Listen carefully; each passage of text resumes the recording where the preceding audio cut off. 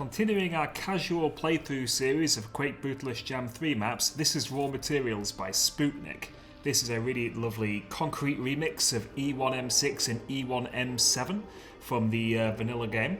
It makes great use of all the new mechanics, and this was my very first map that I played on brutal difficulty, because it's right at the very start of the hub, so it's a real trial by fire for those who aren't familiar with things, but this demo shows once you're confident with the mechanics, you can really push out something quite aggressive. So let's get into it.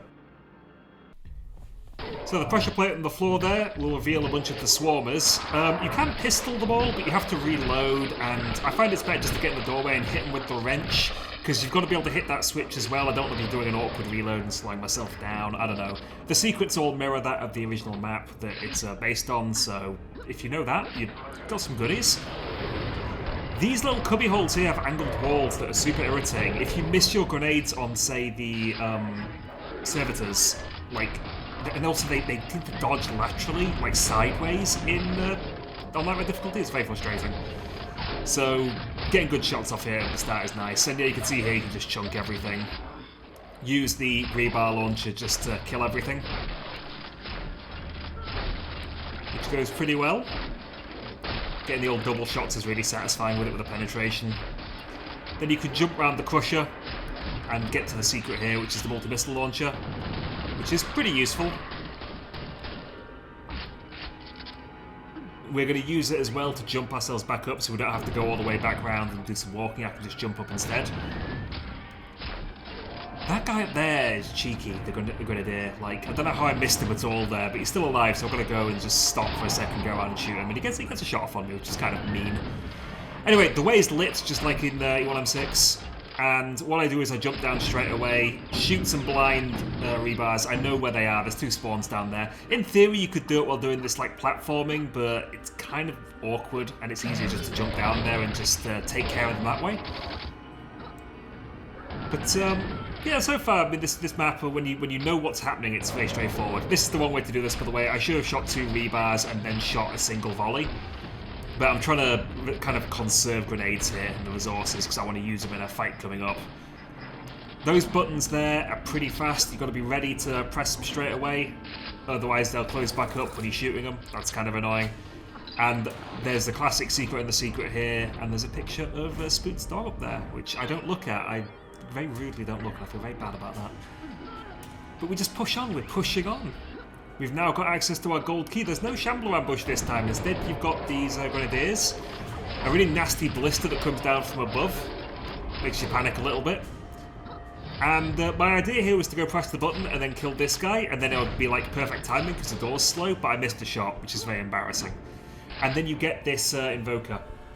Now, this map is designed for you to be using the Invoker really hard. If you play passively, you will be punished very hard, basically. Oh, I'm sorry about the flickering, it's a bug with the demo playback. This floor here, it goes up and down, so when you stand on it, it'll start to go down.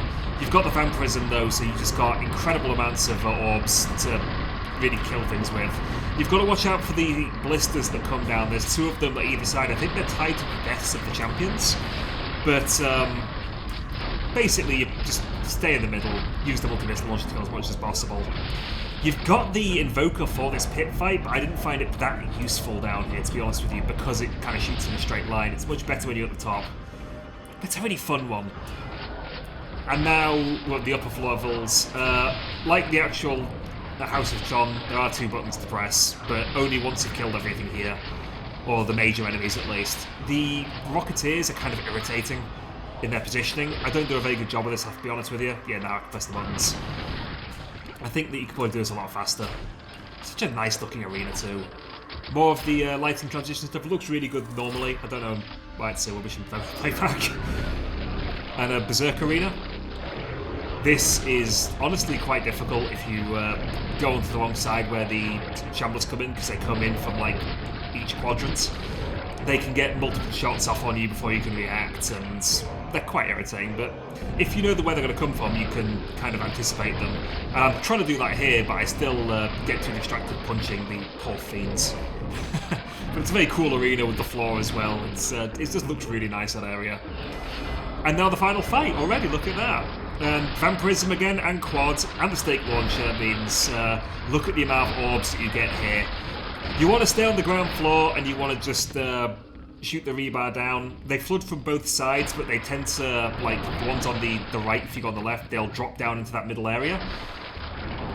So you tend to do it alright, and then you can come down and just sort of clean it up. And it's just so satisfying. It feels so good. And then you can use that quad to go upstairs and cheeky spawn, and this is just pure invoker spam. They're coming out of those pipes you see up above. It's just going to be the champions, and then eventually there's going to be some shamblers. But when these guys spawn in the middle, if you go back to the centre, you can kill them, switch to the side, and it keeps them from, like, getting out of position. They're just in these two funnels, which are perfect for the invoker. And you can see here, just look at that effective spam. Really beautiful. First time I played this fight, I sort of panicked at the ground floor because I got too scared of all the champions, because I didn't know how to deal with them. I went upstairs and used the quad up there. It's a waste, it's a waste. You don't need the quad when you've got the invoker. It's a weapon that really does not benefit from it at all, because it just does, like, I don't know, it does a ridiculous amount of damage every shot, regardless. But that's Raw Materials by Sputnik. It's a really cool remix, and it's a great showcase of the new monsters in, like, small-scale encounters, and just how good the new power-ups and weapons are. Fantastic stuff. Really enjoyed that. If you haven't already, please give Quake Brutalist Jam a go. Thank you.